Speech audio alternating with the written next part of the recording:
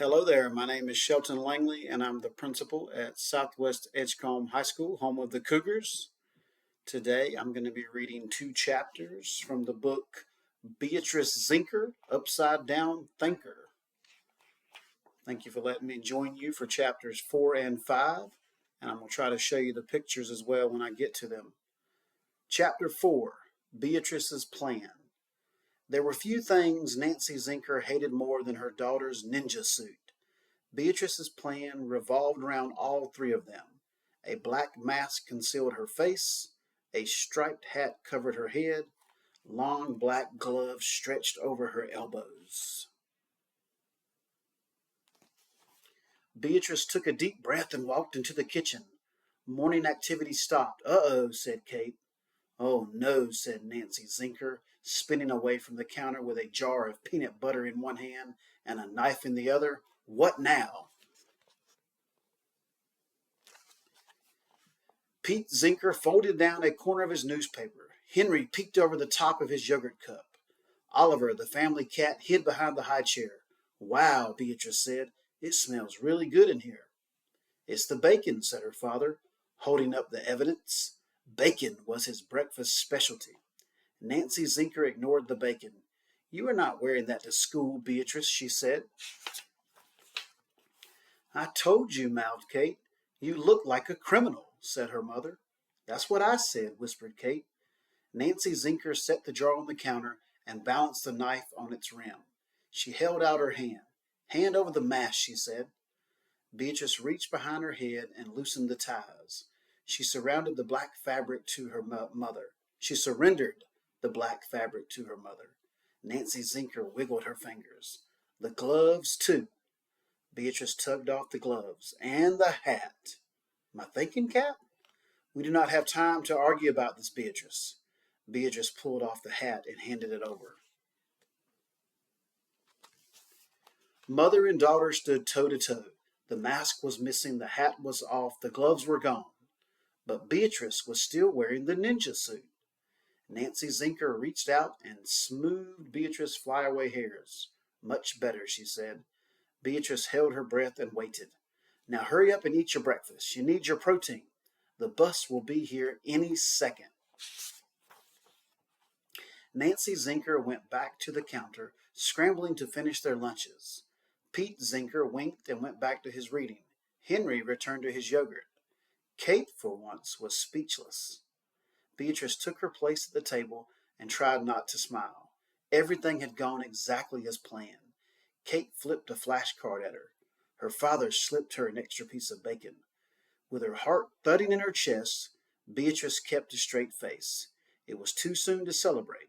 She wasn't out of the woods until she was out of the house. The ninja suit still had to survive breakfast. Chapter 5. Ekfus Bray. Breakfast went like most meals in the Zinker household. Henry was the star of the show. Got a little breakfast sign. It says starring Henry. Beatrice crunched her bacon and waited for it to begin. It didn't take long. Henry drained the last of his yogurt and thumped the empty container on his tray. Every head turned toward the high chair. Pete Zinker folded his paper in his lap. "Did you hear that, honey?" he asked. Nancy Zinker clapped her hands. He said, "More, please." Kate threw her flashcards on the table. "In Swahili." Pete grabbed Henry another yogurt while Nancy dashed for the camera. Pete Zinker ruffled Henry's fuzzy head. "Attaboy, buddy," he said. Kate scooted her chair over to her brother and flipped through her flashcards. Kate dabbled in a dozen languages. Henry was a baby genius. Beatrice spoke Pig Latin. Her talent was generally unappreciated. "Anke oye aspe ethe Europse eastplay," she asked. "Pardon," said Kate. "What?" her parents asked in unison.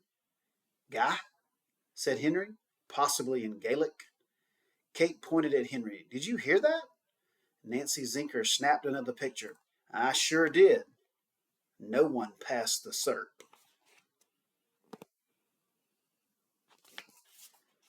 Beatrice shrugged and stretched across the table. "Ever mind, nay," she said, and grabbed it herself. "Mind your manners, Beatrice," said her mother. "It's not polite to reach."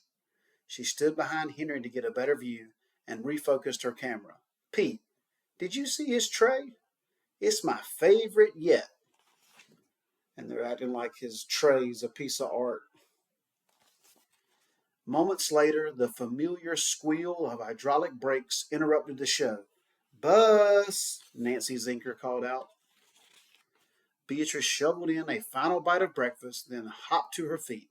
Her ninja suit was one step closer to safety.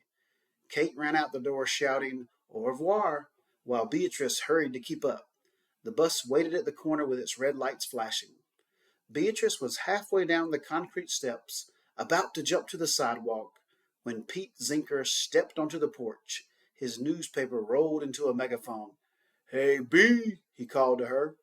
Beatrice turned around. The bus doors were already open for Kate. She was so close. "Keep your chin up, Buttercup," he said with a smile. He said the same thing every day. By now, Beatrice knew what he really meant. It was simultaneous dead code for "I love you." And please, for the love of Pete, stay right side up today. Beatrice flashed her dad a thumbs up before jogging toward the waiting bus. She hoped he wouldn't misinterpret the gesture as any sort of agreement. Today was not a day for right side up promises. She'd waited all summer for this moment. Operation Upside was a go, and she and Lenny Santos had big plans. And that's the end of chapter 5. I hope you enjoyed chapters 4 and 5. I hope you enjoy the rest of the book, and I hope everyone has a great day.